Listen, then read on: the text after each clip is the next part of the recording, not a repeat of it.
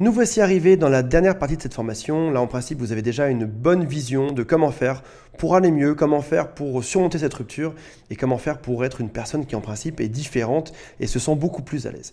Dans cette dernière partie, on va voir un point qui est assez important. Ça s'appelle faire la liste de mon couple. Alors, tout à l'heure, on a vu qu'on pouvait faire une liste. Je viens d'écrire ça.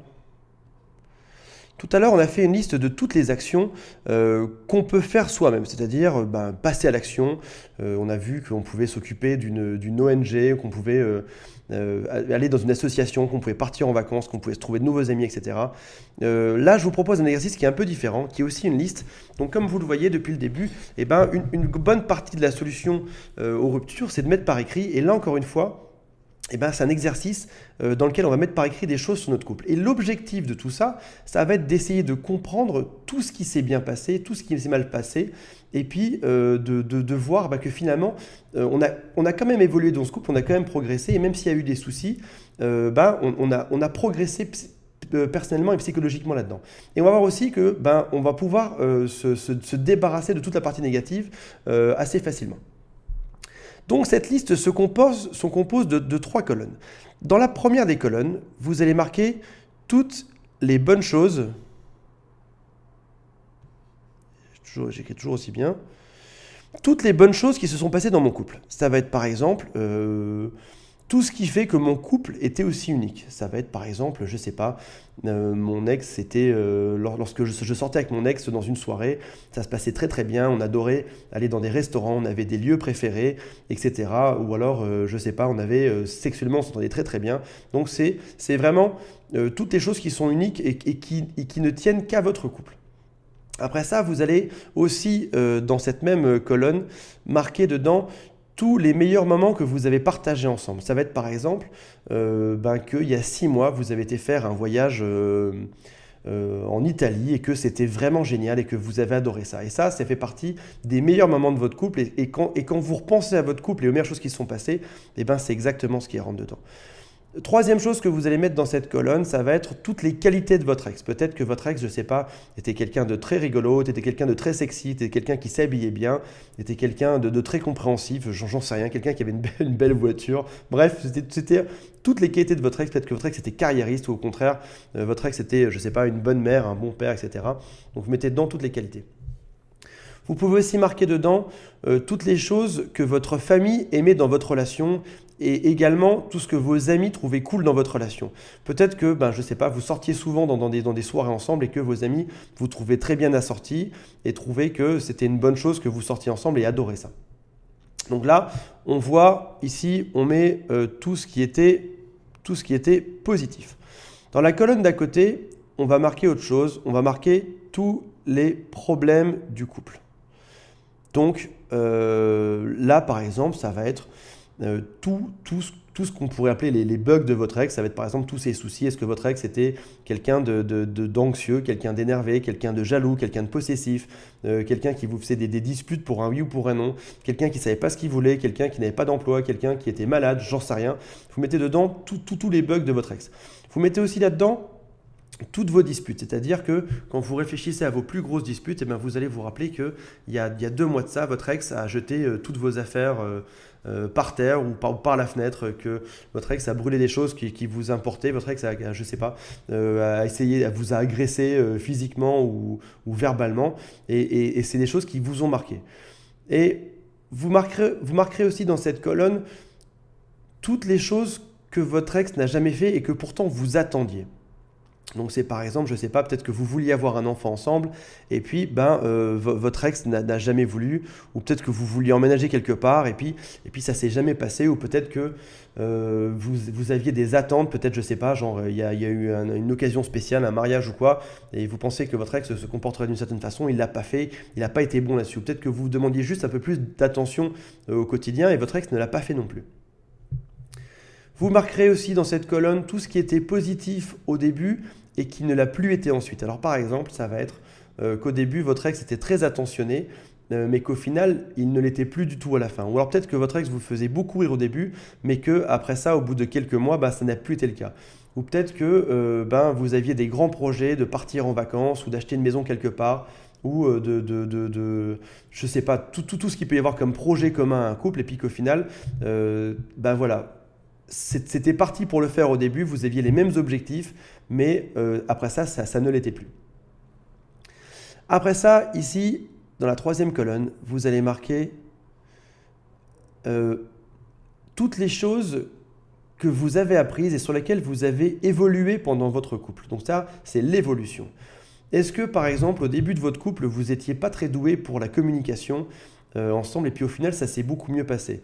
Est-ce qu'au début, vous ne compreniez pas forcément les hommes ou les femmes et puis au final, grâce à cette relation, vous avez appris ça?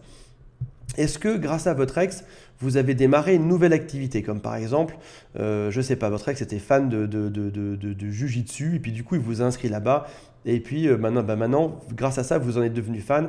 Est-ce que votre ex vous a appris, je ne sais pas, il a un régime sympa, il vous l'a appris, et puis c'est tout ce qui fait en fait que vous avez l'impression d'avoir progressé dans votre couple.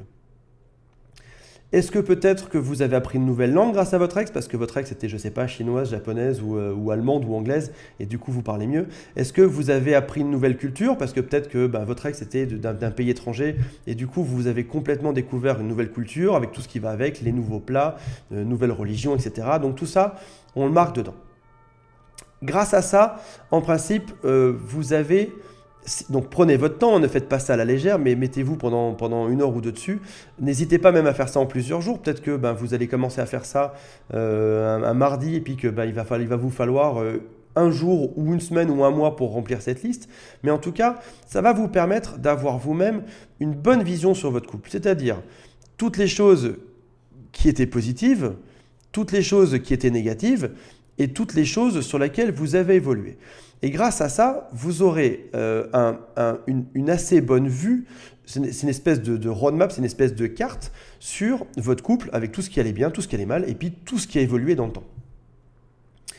Vous allez me dire à quoi ça sert? Ça sert à mettre par écrit, à faire le bilan d'un couple. Aujourd'hui, le bilan, c'est exactement ce que vous n'arrivez pas à avoir parce que votre ex refuse de vous donner ces informations, il refuse de vous dire pourquoi ça s'est mal passé, etc. Mais je vais vous dire quelque chose. Vous avez vécu pendant beaucoup de temps avec cette personne. Et aujourd'hui, que ce soit que vous ayez vécu quelques mois ou quelques années ou quelques dizaines d'années, aujourd'hui, vous savez autant de choses que votre ex sur cette relation, si ce n'est plus ou si ce n'est un petit peu moins peut-être ou si ce n'est un petit peu plus. Mais en tout cas, vous étiez là, vous avez découvert beaucoup de choses. Donc vous êtes capable vous-même d'apporter vos propres solutions et vous-même de faire un point sur cette relation sans aller demander l'aval à quelqu'un. À quoi ça va nous servir aussi? Parce qu'il y a un deuxième but à cette lettre. Vous allez pouvoir écrire une lettre. Alors, tout à l'heure, je vous ai dit, si jamais vous avez un grief contre votre ex, si jamais vous aviez des choses que vous n'aimiez pas chez lui, vous pouviez lui écrire une chose et après ça, ne pas l'envoyer. Là, je vais même aller plus loin. J'aimerais que dans cette lettre, vous n'écriviez pas uniquement ce que vous avez détesté chez lui ou uniquement pourquoi vous lui en voulez ou uniquement pourquoi est-ce que vous êtes encore amoureux de lui. J'aimerais que vous écriviez dans cette lettre toutes les choses sur lesquelles vous pardonnez votre ex. Parce que pour passer à autre chose, une chose essentielle, c'est le pardon. C'est de dire à quelqu'un, voilà, tu m'as fait du mal pour ci, tu m'as fait du mal pour ça, mais aujourd'hui je te pardonne. Et vous savez, on trouve ça, bon, bien sûr, on trouve ça dans beaucoup de religions, le fameux pardon.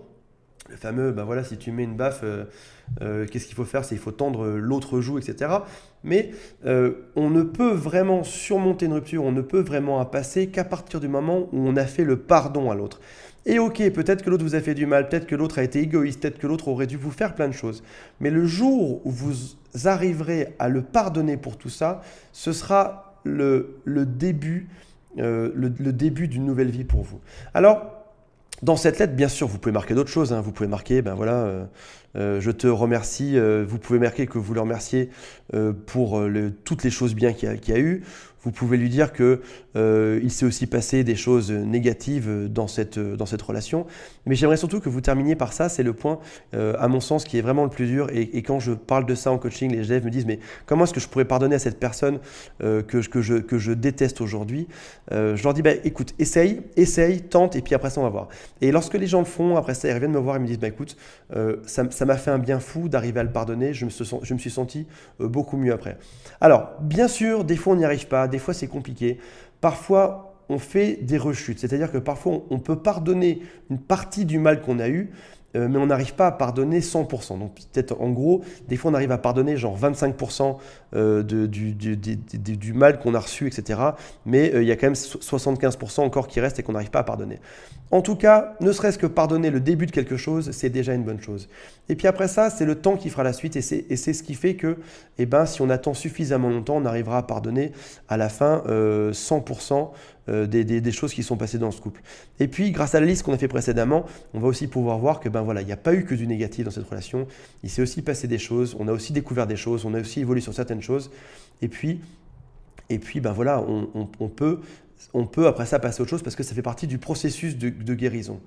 Donc, ne sous-évaluez pas ce conseil, c'est un conseil qui est super important. Ne foncez pas non plus dedans à tête baissée en vous disant « Allez, c'est bon, Antoine, j'ai bien compris ton message, ce qu'il faut c'est faire le grand pardon, donc je vais lui pardonner 100%. » Et puis après ça, se dire que finalement, on est foncé dedans trop à tête baissée et finalement, on ne le pense pas. Sachez une chose, c'est qu'il peut y avoir des rechutes, c'est pas grave. L'important, c'est d'avoir commencé à faire le geste. Et ce qui serait vraiment fort dans cette lettre, et je ne sais pas si vous allez réussir à le faire, ce serait d'écrire la chose suivante.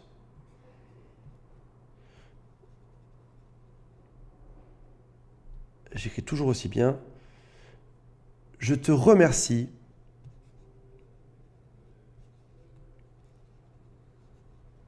pour le temps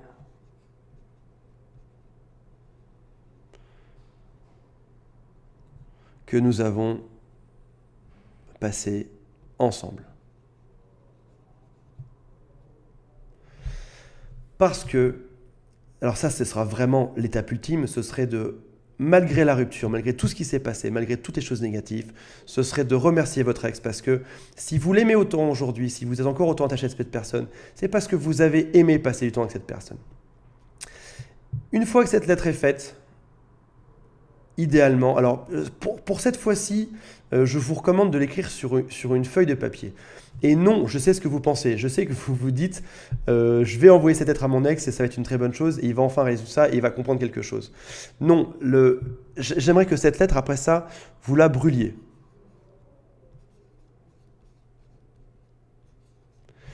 Parce que, alors je ne sais pas si vous regardez, si vous vous intéressez un peu aux civilisations indiennes, tout ça, fut un temps lorsque les gens passaient dans un autre monde, et ben forcément on les mettait sur un bûcher, parce que c'était le signe qui partait vers autre chose.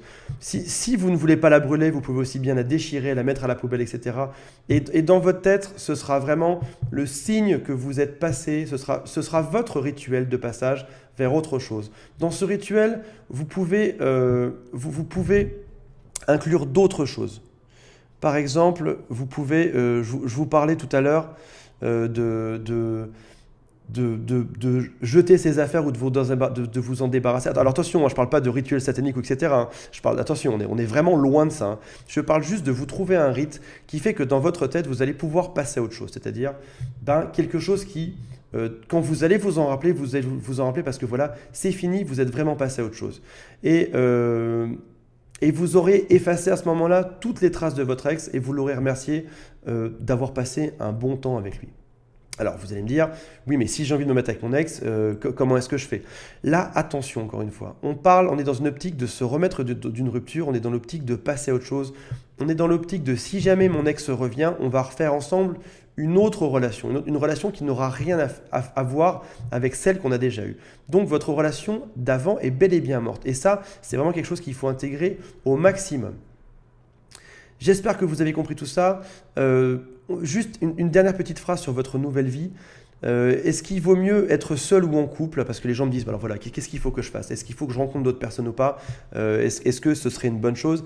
Une chose est sûre, c'est que je vous incite aujourd'hui à rencontrer d'autres personnes, que ce soit dans un cadre amoureux, que ce soit dans un cadre amical, c'est une très bonne chose de rencontrer d'autres personnes. Donc, si on se pose la question, est-ce qu'il faut que je sois seul ou en couple? Il n'y a pas de bonne réponse à ça. Sachez une chose, c'est qu'il n'est pas honteux de se retrouver célibataire, qu'on ait 20 ans, 30 ans, 50 ans ou 70 ans, parce qu'on a des gens de tout âge qui viennent nous voir. Il est tout à fait acceptable aujourd'hui dans notre nouvelle génération, lorsqu'on est en 2014, de se retrouver voilà, tout seul, ça arrive, c'est pas grave. Voilà, il y a des tonnes de célibataires, il y a une personne sur deux qui divorce et qui se sépare. Donc se retrouver seul, c'est une bonne chose. Quel que soit votre âge, quel que soit votre sexe, etc. Reprenez des rendez-vous amoureux en douceur. Si jamais vous vous dites, voilà, aujourd'hui je suis dans une optique de rencontrer d'autres personnes et je ne sais pas ce qu'il en adviendra, bah, tant mieux. En tout cas, une chose est sûre, c'est qu'il faut y aller en douceur. Et n'attendez rien de plus de ces nouvelles relations que de passer un bon moment avec d'autres personnes.